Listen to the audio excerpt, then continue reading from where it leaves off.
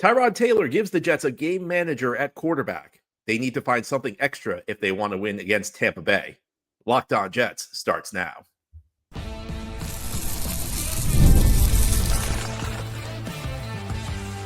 You are Locked On Jets, your daily New York Jets podcast. Part of the Locked On Podcast Network, your team every day.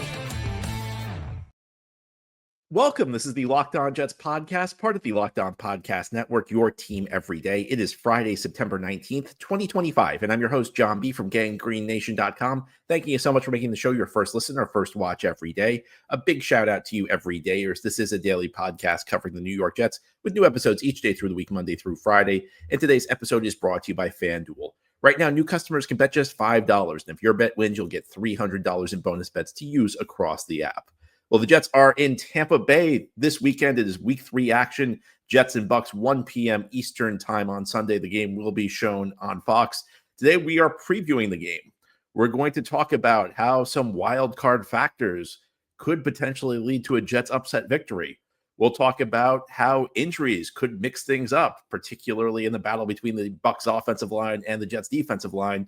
But we're going to start by talking about the big news for the Jets at quarterback, and that is Justin Fields is out with a concussion. Aaron Glenn announced that on Wednesday, which means Tyrod Taylor will make his first start as a member of the New York Jets. Now, Tyrod is a veteran quarterback. He has plenty of starts under his belt throughout the course of his career. So a very experienced quarterback. Of course, if you go back a year, the reason the Jets brought Tyrod Taylor in was they felt they needed a veteran quarterback behind Aaron Rodgers. And the Jets apparently felt so strongly about Tyrod that they gave him what essentially was a contract that guaranteed he'd be here 2 years. Tyrod was brought here under very different circumstances for a very different Jets team. But I think right now the Jets are probably glad that they have him with Justin Fields out with an injury. I did a special show on Wednesday in the immediate aftermath of Aaron Glenn announcing that the Jets were moving on to Tyrod Taylor. And I gave lots of thoughts about, how that changes the game. And it changes quite a bit. Two very different styles of quarterbacking you see between Justin Fields and Tyrod Taylor. And I think some people might think that they're similar because they're both mobile, but they're mobile in different ways. Tyrod's not a guy you're going to build a lot of the designed runs around. I don't think he's that dynamic, that sort of dynamic runner. I think he's a guy who can evade pressure. And I think especially at his age, you don't want a lot of design runs about him because Tyrod has been a guy who's dealt with injuries through much of his career. And the Jets suffer another injury at quarterback with Tyrod. They're in deep, deep trouble at the quarterback position. I think frequently when you have a veteran at quarterback, he gets labeled a game manager. And you say, well, you know what? He's not going to make a ton of big plays, but he's going to avoid the big mistake. And frequently, this is just a cliche. Frequently, when you hear this, it's complete nonsense because there are plenty of backup quarterbacks who are veterans who are not game managers. But when you think about the cliche of a game manager, Tyrod Taylor actually fits it really well because I think the cliche is that you have a guy who's not going to make a ton of splash plays, but you have a guy who's going to avoid the big mistakes. And generally speaking, that's who Tyrod is. He is not a guy who has been a high efficiency passer through his career. He's not been a guy who's produced, a ton of big plays, but he's also a guy who has generally protected the football, low interception rate, fumbles the ball far less than Fields. Really, the one area where he does make the big mistake is he takes some bad sacks. And I think that sometimes you relate that to mobility because mobile quarterbacks believe in their ability to escape pressure. And frequently they're right, but sometimes you're wrong. And when you're wrong as a mobile quarterback and you take a bad sack evading pressure, it looks really, really bad. So Tyrod's going to keep the Jets offense on schedule. He's going to avoid, most likely he's going to avoid the disaster that was Justin Fields' performance last week because Justin Fields was just dreadful in that game. He finished with a 1.1 QBR against the Buffalo Bills. He missed easy pass after easy pass. I mean, if you watch that game, it looked bad. I went back and watched the film. It looked worse. It was really one of the worst film performances I've seen. And you have to remember, I covered the Jets, so I have a PhD in terrible quarterback film. It was a really bad performance by Justin after a stellar performance week 1. So Fields is the guy, the quarterback who can give you this spectacular like he did against the Steelers, he can also give you the dreadful, which he gave you against Buffalo. Tyrod is going to fall somewhere in between. Tyrod's median performance is probably higher than Fields' median performance. Tyrod is most likely not going to play at a level of catastrophe like we saw week 2 with Justin. But I don't know that he's got the tools right now that he can make an offense productive on his own. He's a guy who you're going to see a lot of punts, I think. He's not a guy who's going to lead a lot of great scoring drives. So the Jets are going to need to manufacture offense somewhere. And there are lots of different ways it could come from. Now, despite Tyrod having the reputation for being a game manager, he will push the ball down the field. I think a lot of veteran quarterbacks who have that game manager tag are kind of check down artists. Tyrod's not a check down artist. Tyrod does like to throw the ball deep.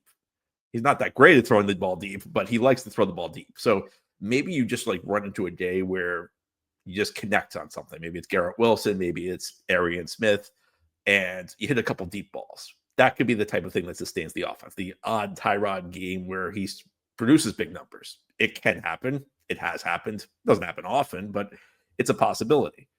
Or you need some other way where you scratch out offense. Maybe it's a dominant conventional rushing game.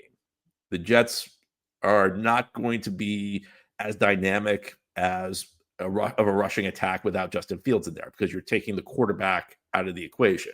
You're not going to be playing 11-on-11 football in the run game.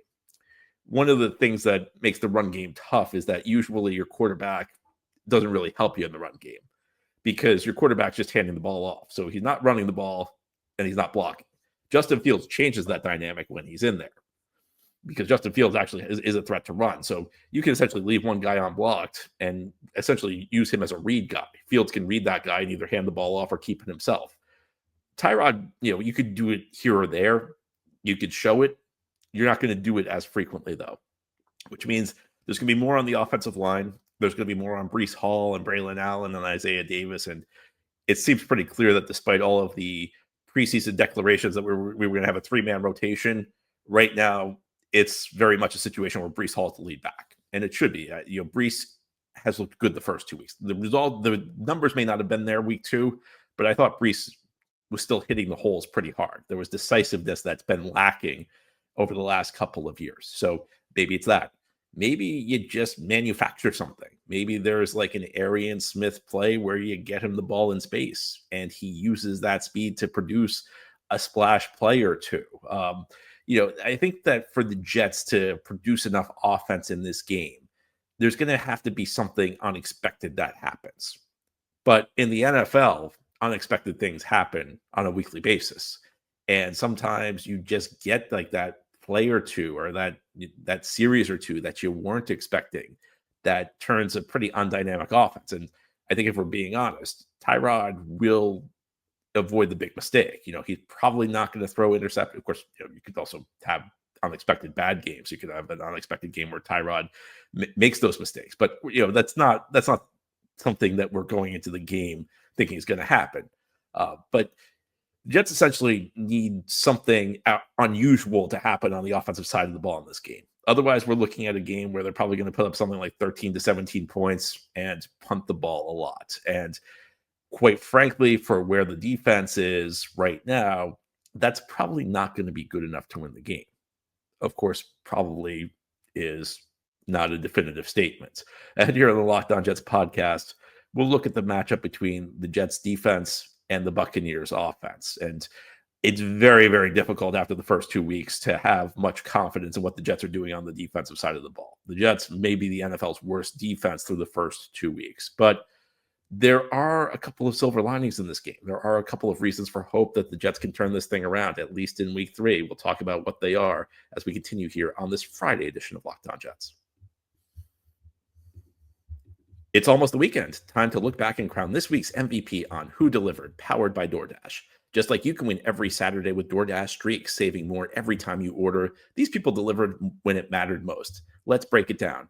And for the Jets, the fans delivered in a big way. Look, I can't give the players any credit after that week 2 performance against the Buffalo Bills, but the fans showed up. The fans were desperate for the Jets to give them anything to cheer about. And this was a fan base that's been so loyal to the team. 14 straight years without a playoff berth, no winning season since 2015. The fans are on a streak. Maybe no Jets players are, but the fans sure are. And just like the fans deliver for the Jets, DoorDash delivers for your Saturdays. With DoorDash streaks, you save every Saturday you order. Stack it up all season, and you can save up to $250, including $100 in DoorDash credits. Order this Saturday. It's almost the weekend. Time to look back and crown this week's MVP on Who Delivered, powered by DoorDash. Just like you can win every Saturday with DoorDash streaks, saving more every time you order. These people delivered when it mattered most. Let's break it down. And for the Jets, the fans delivered in a big way. Look, I can't give any credit to the players, but the fans showed up at MetLife Stadium on Sunday against the Buffalo Bills.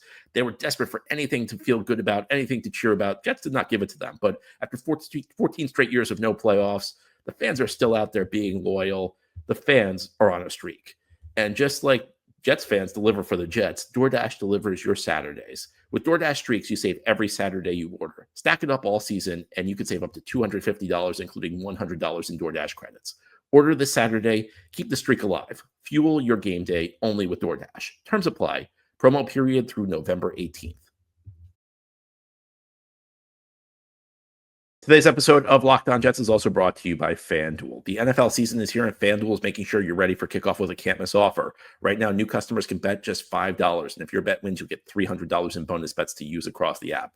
FanDuel fits however you like to bet. Player props, building a same-game parlay, or even jumping in live as the action unfolds. It makes every game more exciting, whether you're watching the Jets or just keeping an eye on your fantasy lineup. It's quick, easy, and the best way to add a little bit more energy to Sundays.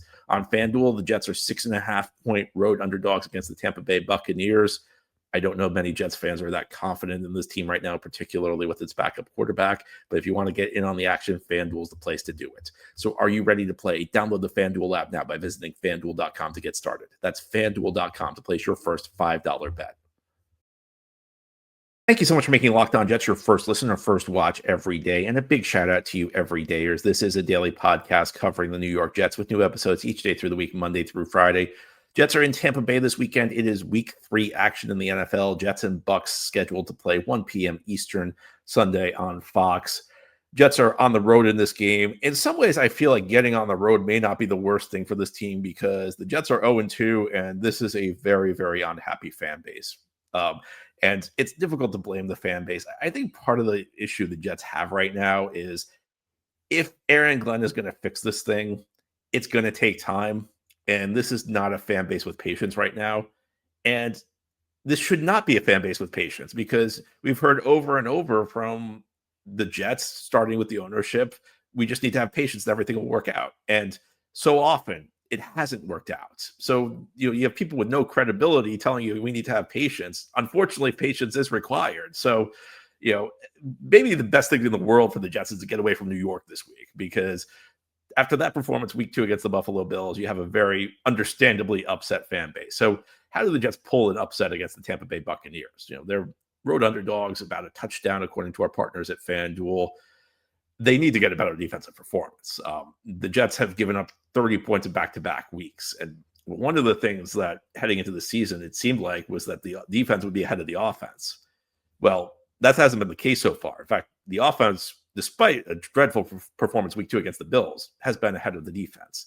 I do think that this game against Tampa Bay could present the Jets with some opportunities to get better on the defensive side of the ball. And I think that one thing that gives me hope, and this may sound weird, is a lot of the Jets' issues the first 2 weeks have been self-inflicted errors. And that may not sound like a positive, but part of the reason it's a positive is that you can fix self-inflicted errors. If your guys are incapable of executing, if they lack the talent, then you really can't do anything about that. And there are areas where the talent is a bit deficient for the Jets on defense, particularly when we talk about depth. But a lot of the things that the Jets that have gone wrong the first 2 weeks have just been Jets players being in the wrong spot. The first week they had a lot of coverage breakdowns, lots of guys who just did not seem comfortable with the new system. When I went back and watched the Pittsburgh film, one thing that seemed clear to me was guys just really weren't moving decisively. The Jets were putting a lot on these guys' plates. Like one example is Michael Carter II. The Jets used him like walking up near the line of scrimmage a lot as a potential blitzer and then dropping back. it kind of felt like Carter was uncomfortable with where he was going. He wasn't really 100% sure what he was supposed to be doing. Like maybe that's a guy, maybe they were putting too much on his plate week 1. Then week 2, I mean, in the run game, you see the Jets busting assignments, guys filling the wrong gap, guys missing tackles. I'm not going to say it's easy to clean these things up, because if it was, you wouldn't see these things in the first place. But I think that's a bit easier to fix than guys on the defensive line just getting shoved around. So the Jets have some stuff to clean up, but these are things that theoretically could be cleaned up. And I think Tampa Bay presents the Jets with an opportunity from another standpoint, and that's that the Bucs are really banged up on the offensive line. Tampa, and they just got even more banged up. They lost their starting right guard Cody Mauch for the season with a knee injury. So this is a Tampa Bay team that's, they already lost their fantastic tackle Tristan Wirfs for the season, and they shifted a center, Graham Barton, out to left tackle. So you already have like one guy who's really playing out of position, and he's playing out of position and taking on the most difficult role on the offensive line, the left tackle spot, because you're protecting the quarterback's blind side. And he really struggled in the week 2 game Tampa Bay played against Houston. And we know the Jets on this defensive side of the ball, they may not have great depth on the defensive line, but the top end talent is pretty good. And, I think that this could be a good game for Will McDonald. Will McDonald played very well week 1 against the Steelers. Will McDonald played very poorly week 2 against the Buffalo Bills. And I think that over the course of the offseason, the hope was that Will, because he had bulked up, would improve as a run defender. Unfortunately, to this point in the year, Will still looks like a liability in the run game. But one thing he can do is he can get after the quarterback. He did that well week 1 against the Pittsburgh Steelers. And this is a matchup that I think really favors Will up front. And then on the interior, well, we just talked about it, how, you're going to have Tampa Bay with a guy, Elijah Klein, in there, a second-year guy who was a 6th-round pick. That's a matchup that's really good for Quinnen Williams. I think the Jets are going to really focus on working that matchup. I think you'll see Quinnen Williams at the 3 technique a lot against this backup guard. And also, it's the center, the guy who's supposed to be their starting center is playing left tackle. So you have a backup interior, you have a backup guy at center as well. I talked about this a bit yesterday during our crossover show with James of Locked On Bucs, that offensive line, other than quarterbacks, probably the worst place you could suffer injuries as a football team, because you're not just downgrading in talent. Most of the time when your starter gets hurt, the real impact is that you're downgrading because your starter's not as good as, your backup's not as good as your starter. On the offensive line, there's a second impact, is that you're shuffling up a unit where chemistry is king. And look, there are situations where you shuffle up an offensive line and guys immediately play well. I mean, that happened with the Jets week 1 when Elijah Vera Tucker got hurt a couple days before the start of the season, and the Jets were able to slide Joe Tippmann over Josh Myers at center, and things worked out okay. But more frequently, you get yourself into trouble with that. It's just really hard, because offensive line requires guys to work together and make split-second decisions, and it's difficult to do if you haven't played with a guy in the past. And so the Jets have some opportunities to wreck this game up front. And we know that a good defensive line performance can hide a lot of issues in the back of the defense. Now, the Jets have their own injury issues. It's not clear whether Jermaine Johnson's going to play. If Jermaine's out, that means more Michael Clemens. And I think that we all know that more Michael Clemens is not a good thing for the Jets. I think we all know that the defensive line depth on this unit is lacking. And I think that when we get to the backups, that's where Tampa Bay may have an equalizer. That's where like even a makeshift Bucs offensive line could have an opportunity to have success. But the Jets also have to clean things up. And I think when you look at the secondary, a guy who just has to play better is Brandon Stevens. I mean, if Brandon Stevens doesn't play better, Baker Mayfield's going to go after him all game.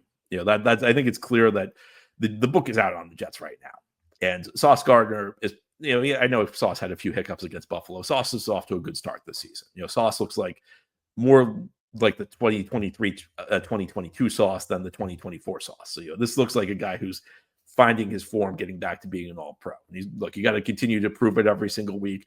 But I have a lot of confidence in Sauce Gardner. The problem is when you have a number 1 corner who's a lockdown guy, teams stop attacking him. And they start going at the number 2 corner, which means you got to have a number 2 corner who can hold up. You got to have a number 2 corner who's got ball skills. And that's why DJ Reed was such an effective partner for Sauce, because you knew you could trust DJ Reed to hold up. You cannot. I mean, this first 2 weeks, Brandon Stevens has looked dreadful. He's got to play better. If he doesn't play better, Emeka Ibuka is going to have a huge game. So Jets defensive line, has some opportunities. Jets got to clean up some things that have gone wrong, and that particularly means that Stevens has to play at a higher level. Now, had you're on the Locked On Jets podcast, we've talked a lot about the things that are known, but it's an NFL game, which means there could be some randomness involved. So let's talk about the things that could shift this game in the Jets' direction that maybe just come down to luck. That's ahead here on this Friday edition of Locked On Jets. This episode is brought to you by Square. Your favorite neighborhood spots run on Square. There are certain businesses that truly make the neighborhood feel like home. Whether it's the local sports bar packed on game days, the coffee shop that knows your order by heart, or the corner deli that's been serving your community for decades, these are the places that bring people together. There are so many spots in our neighborhood that come alive every Sunday during football season. The local restaurants that have Sunday ticket, everyone's in Jets colors. The energy is incredible, and it feels like the entire block is there cheering. Square is a proud partner of more than 4 million neighborhood businesses around the world. You can go to square.com/go/LockedOnNFL to learn more. But before you do, go support your favorite neighborhood spot. You'll be happy that you did. Square. See you in the neighborhood. This is the Locked On Jets podcast here on this Friday. Jets are in Tampa Bay on Sunday, 1 p.m. Eastern. It's week 3 action in the 2025 season. Jets looking to get their first win of the year. They are 0-2, facing the undefeated and defending NFC South champion Tampa Bay Buccaneers. Now, I think most observers watching this game don't give the Jets much of a chance. Jets have looked bad the first 2 weeks, and they're playing their backup quarterback. Bad team, backup quarterback on the road usually does not bode well. And, of course, Tampa Bay is favored in this game. But, of course, in the NFL, strange things happen every week. And sometimes you get results through the course of the season that don't make a lot of sense in the grand scheme of things. And it's one of the amazing things to me is like every single year you see bad teams beat good teams, and it happens, and people act like it's a huge shock. Look, I'm not saying I'm expecting the Jets to win this game, but I also know enough to know that weird things happen in the NFL over the course of a season. Now, one of the advantages the Jets have in this game is that the Bucs are coming off a short week. The Bucs did play Monday night, so that means one less game to prepare, one less day to prepare, one less day to recover. And one thing that we know is that it is difficult to come back on Sunday after playing a Monday night game. So the question is, can the Jets take advantage of that? Is this the type of thing that could lead to a bit of a letdown for Tampa Bay? And I think when you're a team that's looked as bad as the Jets have the first 2 weeks, the question is whether or not the team gets up for you. We see this every single year in this league that, sometimes there's a letdown game. Sometimes a good team looks past a bad team. Sometimes a good team, kind of takes for granted, particularly after a great win the Buccaneers had against Houston. There can be a letdown effect. Now, of course, not always. Last week, the Jets faced the Buffalo Bills. The Bills were coming off a fantastic week 1 win over the Baltimore Ravens. It was a thriller. Bills rallied from a late 15-point deficit. And the Jets went into the Meadowlands the Bills went into the Meadowlands week 2 and absolutely steamrolled the Jets. So, of course, there are no guarantees there. But I think that any scenario that has the Jets beating the Buccaneers requires Tampa Bay to not play its A game. I think if the Buccaneers play their best game, the Jets are going to have a very difficult time winning this one. So I think the hope has to be that there's some combination of the Bucs coming off the short week, coming off a great win, and maybe overlooking the Jets. And I think that this is going to be one of the stories of the Jets 2025 season, where the Jets are going to need the other team to be off. The Jets are going to need a letdown game from the other team. Jets are going to need the other team to not be at its best. Jets are going to need the other team to maybe look past them if they want to have a chance. There's another factor in this game, and it is the weather. And I'm not going to be the type of podcaster who obsesses over the weather on a weekly basis, but Florida games are ones you want to avoid in September typically. Now, I think next week the Jets actually caught a break. Even though they got the Miami Dolphins in September, it is a night game, so the heat presumably is not going to be that bad. But September is still summertime in Florida. And if you're looking at the weather report for Sunday, it's going to be in the 90s, and the heat index is going to be around 100. And this is always dangerous early in the season. You see road teams in these games in Florida that are hot weather games. The guys start to cramp up late in the season. So it's going to be, I mean, as silly as this sounds, it's going to be important for the Jets to stay hydrated. And the Jets made a really big deal about how tough their training camp was this summer. I think this is the type of game that will tell us whether the training camp really was as difficult as they made it out to be. Because this is the type of game that really shows how well your team is conditioned. And we talked about this a bit yesterday in our crossover show with James of Locked On Bucks, that one of the challenges for this Jets team this year is there is not a lot of depth on this roster. And a game like this, where guys are going to get exhausted early on, normally you'd want to rotate your defensive line pretty frequently in a game like this because you don't want guys worn out. Well, the Jets don't really have that luxury because there is such a big drop between their top end players and their bottom end players that, you lose quality in snaps. And we've seen this the first 2 weeks where the Steelers and the Bills have really exploited Jets backup defensive linemen when they've been in the game.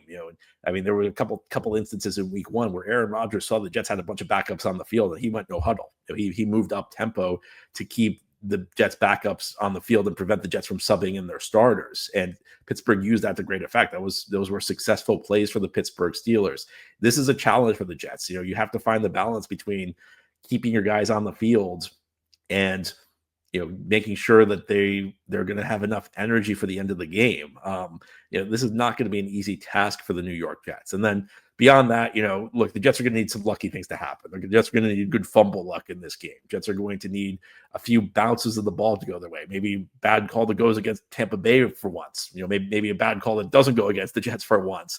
These are the types of things that the Jets are going to need in order to stay in this game. But look, I think that if we're being honest here, this is going to be a tall order for the Jets. Jets are going into Tampa Bay. They're facing a quality Buccaneers team, a team that wins the NFC South every single year, a team that's off to a good start this year, off to a 2-0 start.